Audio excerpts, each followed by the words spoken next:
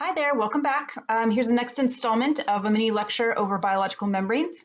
This one's going to cover the specifics of membrane proteins, the different types of membrane proteins, and some of their functions. All right, so when we talk about the phospholipid bilayer, so we just went through the mini lecture on the nature of phospholipids, some of their characteristics. And so here over on this, just kind of this section of the membrane here, we can kind of see what we just talked about. So it's a phospholipid bilayer. We've got cholesterol embedded in it. And so that's just the nature of the phospholipid. But when we're talking about the plasma membrane, the cell membrane, the barrier between the inside of the cell and the outside of the cell, it's more than just a phospholipid bilayer.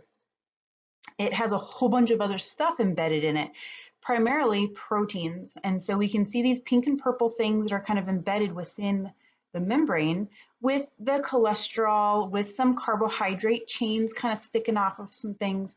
And so this understanding of how the plasma membrane is structured is what we call the fluid mosaic model. So it's fluid in that it's flexible. We talked about how it can change fluidity in the last little lecture. And mosaic just means it's dotted with a whole bunch of other different things. It's more than just phospholipids. So a couple types of proteins, general categories of proteins, we can see one group are called integral proteins. And if you notice, integral proteins have an outside part, a middle part, and an inside part. So here we have the outside part, the inside part, or sorry, the middle part and the inside part. So we see the same thing with this one. We have an outside part, a middle part, and an inside part. And if you'll notice on that kind of more oval-shaped purple one, they're labeling some of those hydrophilic and hydrophobic properties, and that's what allows a integral protein to be integral, is to get its parts of itself embedded in those hydrophobic tails. It has to have some hydrophobic parts. So anything that's going to be in this middle part is going to be hydrophobic. And anything that's on the outer or the inner part, so going towards the outside of the cell or going towards the inside of the cell, is going to have to be hydrophilic because it's going to be in contact with the watery environment outside and the watery cytoplasm on the inside. So those are integral proteins. Anything that's kind of spanning the entire thickness of the membrane is an integral protein. Here's another example of one that is what's called a transport protein, which we'll be seeing more of in a second. The other group of proteins that we see here are called peripheral proteins. So peripheral just means on the outside edge. So these are kind of the colored maroon or pink color here on the page. Peripheral proteins do not penetrate into the thickness of the membrane. They're just kind of more peripheral, more superficial. So they're most likely going to have hydrophobic properties because they're just going to be in relation to the hydrophobic heads, the hydrophilic. They're going to have hydrophilic characteristics because they're only going to be in relationship with the hydrophilic heads of the molecules and the watery environment, either outside or inside. You'll also notice some of the inner proteins are attached to components of the cytoskeleton. So if you remember from chapter 4, cytoskeleton components include microtubules, microfilaments, and intermediate filaments. So it helps to stabilize and give shape to the cell when those components of the cytoskeleton are connected to some of those proteins on the inner side of the membrane. So in this micrograph up here in the picture, we can actually see, this is an electron micrograph of the plasma membrane with the inside of the cell and the outside of the cell. And if you look close enough, you can actually see the bilayer. So the darker hydrophilic heads are kind of showing up darker, and the white line in the middle is where the phospholipid hydrophobic tails would be. So they're kind of a cool real life shot of an actual plasma membrane of a cell. All right, so this is what we call the fluid mosaic model, and we'll be looking more closely at some of the functions of these proteins in some later slides in this message. All right, so in this slide, just to share with you, this was in the textbook, so I just wanted to talk a little bit about it. In going along with the idea, if you remember in the last little lecture, in the mini lecture on properties of phospholipids, we talked about how they can kind of move around really quickly on their same side. Well, because membranes are not just a phospholipid bilayer, but proteins embedded in as well, scientists wanted to figure out, do the proteins move along with the phospholipids, or are they just kind of anchored and the phospholipids move around? So they did this really cool experiment where they radioactively, or not radioactive, fluorescent. So they used fluorescent dyes to kind of mark the membrane proteins of two different cells. So they had a human cell and they had a mouse cell, and they labeled the human cell proteins, say purple, because that's what's in this picture, and the mouse cell proteins they labeled green. So then what they did is they kind of put them together, they zapped a little bit of electricity maybe to fuse these two cells, not to allow them to grow, but just to see what their membrane properties would be. And then they made a human cell mouse cell hybrid. So if you were to form a hypothesis, right, an explanation of what these proteins might do depends on what your thoughts would be. Would you think that the proteins are anchored? So if they were anchored, you could say, when we fuse the two labeled cells together, the proteins will stay in their position, right? That would be your hypothesis. Or if you thought of them being fluid and movable, just like the phospholipids, you could say, you know, if we were to fuse the two cells together, then the proteins would also be fluid and move around. So those could have been the hypotheses. I don't know what the actual hypothesis was, but we have the results. So when the two cells fused, they looked at it later, they shone the fluorescent light, and they actually saw that the human labeled cells proteins and the mouse labeled proteins evenly distributed, and was random distribution within that hybrid cell. So that was evidence to show that not only do the phospholipids themselves move kind of in their area, but then the proteins embedded within the membrane also move. So that was kind of cool. All right, so here is just another view of showing some of those membrane proteins. So the purple are the integral proteins, and the pink are the peripheral proteins. So kind of going along with that same color code that we had on the fluid mosaic model a couple slides ago. This is just showing a couple different types. So we have helices. Helix is like the spiral. Here, this is called a barrel shape. It's more like a tube.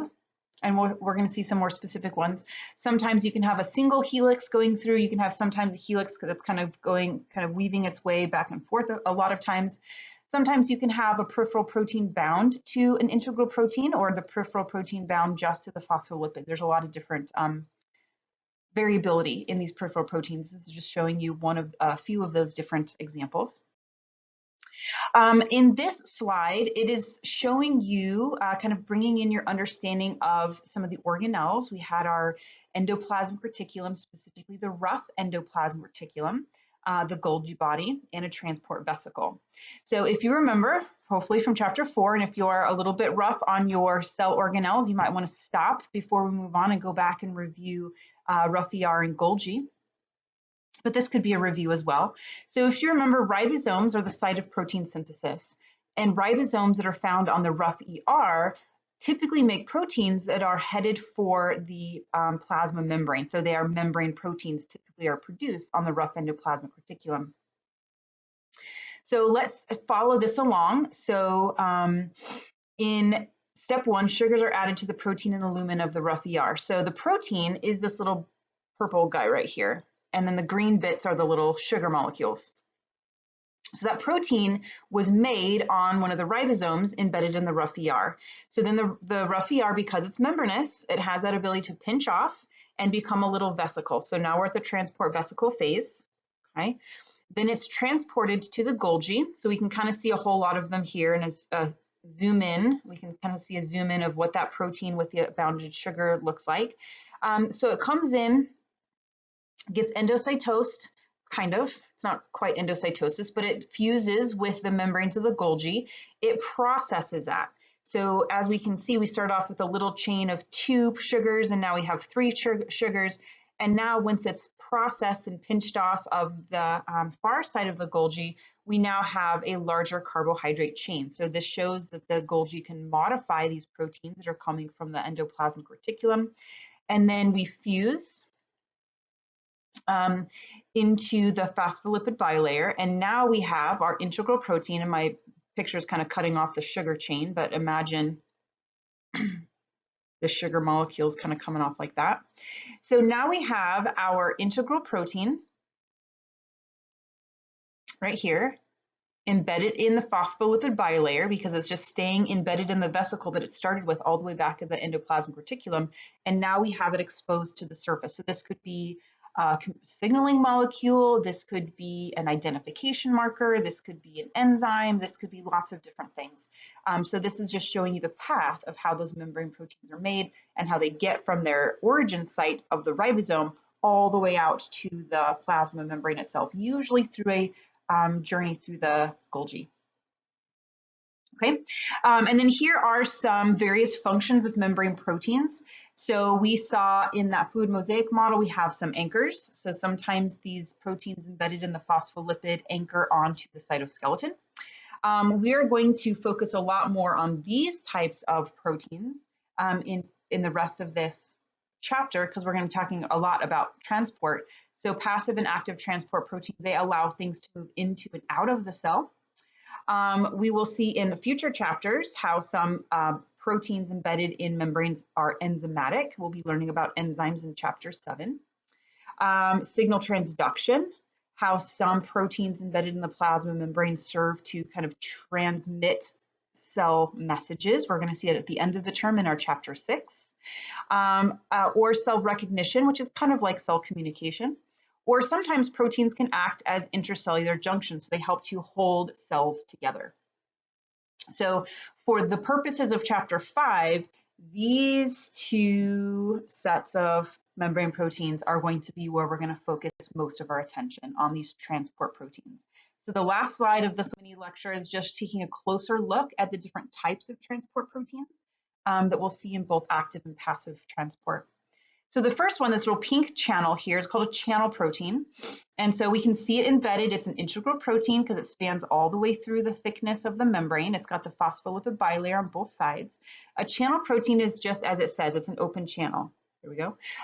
Things can move through it in either direction depending on the concentration gradient, which we'll be learning about here in a little bit. And so it's like it's always open. It's just like an open doorway with no door, right? So things can move through it. So that's what we call a channel protein. This next one is called a carrier protein, and so it's kind of this whole picture here. So a carrier protein has two different conformations. So it's not always open, it opens and closes. So let's say you have it open to the outside. Let's see if I can get that. Open to the outside, and the purple blob, maybe that's a sugar or a protein or an amino acid or something, maybe it's food that the cell has to take in. So it's open to the outside.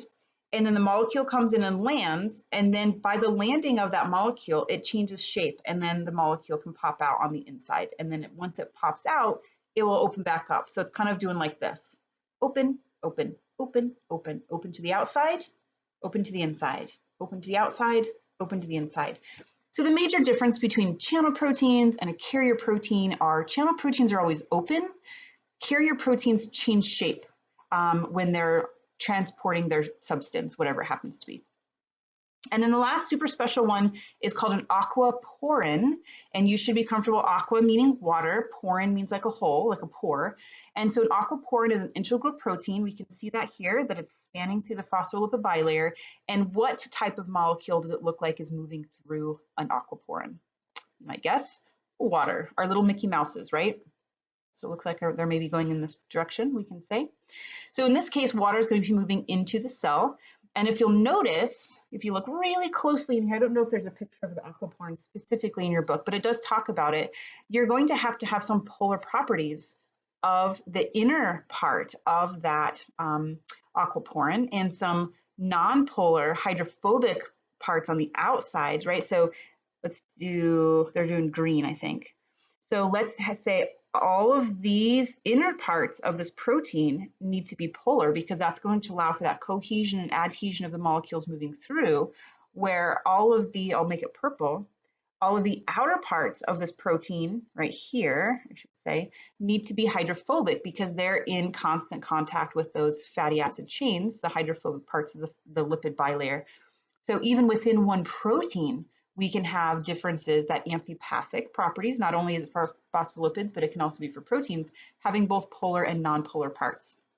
Something that I got from the book, aquaporins are super cool. They're going to come into huge functions in our diffusion osmosis or passive transport lecture because they can move about 1 billion molecules of water. That's not a good color. 1 billion molecules of water per second. That is amazing.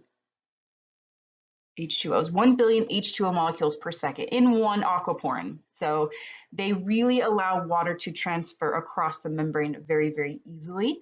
Because if you remember, the middle part of a membrane is hydrophobic. It is water repelling. And so if we want water to move through H2O, to move directly through the membrane, it's going to have a really hard time doing that. But water is so important in cellular reactions, we have to have a way to allow water to freely move into and out of the cell, and that's where the aquaporin comes in. All right, so that's the end of this mini lecture on membrane proteins. I will see you next time. Bye.